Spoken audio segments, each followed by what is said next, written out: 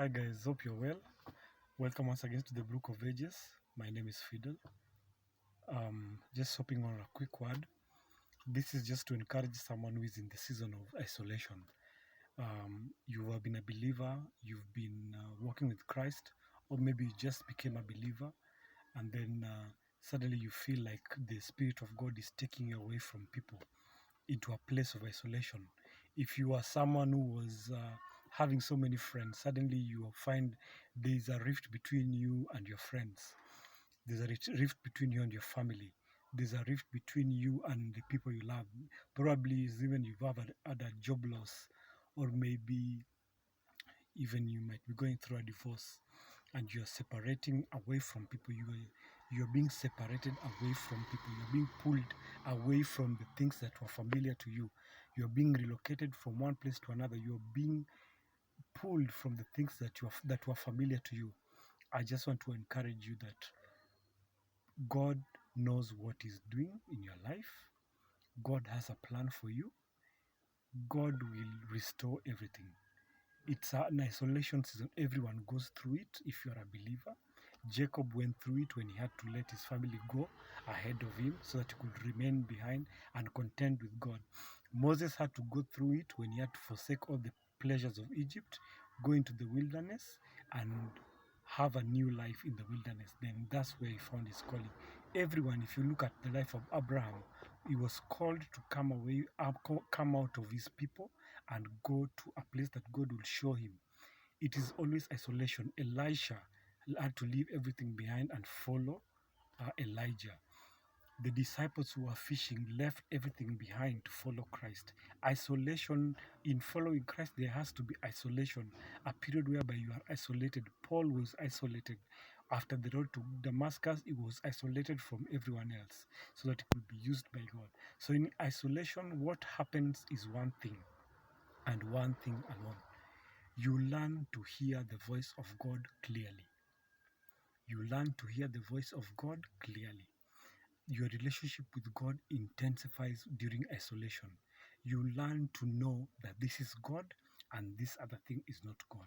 You learn to hear the secret things of God, what God has for you, the plans that He has for you that He talks about in Jeremiah. Those plans, you get to hear about them clearly and in details in your season of isolation. In the isolation season, there is no noise. In the isolation season, there is no anchor that you can hold on apart from Christ.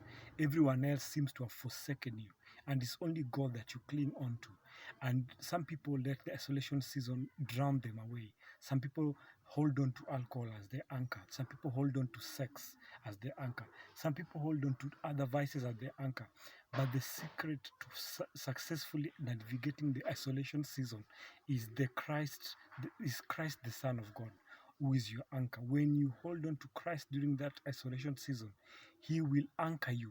He will restore you. He will teach you His ways. The lessons that you need to learn through the isolation season will be learned only through Christ. And once you've successfully learned them, He will restore you. The Bible says that once you've suffered a little while, He will restore, He will establish you, He will do all these things to make you whole again. So that's why the isolation season is important for you as a believer. If you are a young believer that you've never gone through this season, brace yourself. This season is coming, and I'm encouraging you that when it's there, continue in prayer, continue in fasting, continue in worship, and God will help you navigate it. If you are going through that season, be encouraged. You are not alone. Your brothers all over the world are going through this. The Bible says that when Elisha thought he was alone after he was being chased down by Jezebel and he hid, God told him that I have hidden. I have 7,000 more prophets that have hidden, that have not kissed the mouth of Baal. So be encouraged. You are not alone going through this season. Your brothers are there. Your brothers in all over the world.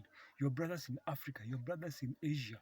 Your brothers in America. Your brothers in the Middle East that are born again, that are spirit filled, are also going through the same. So it's not strange, whatever you're going through. So be encouraged. And if you're just out of that season, congratulations and glory be to God for bringing you out of that season unscathed. My advice to you, if you're out of that season, is pick up a communication device, microphone, a phone, something. Talk to your brothers who are going through the same season and encourage them that they should hold on, they should be encouraged, they should be strong, and God will help them in this season. So be encouraged, be blessed. May God bless you, may God keep you in this season. And until next time, thank you and bye bye.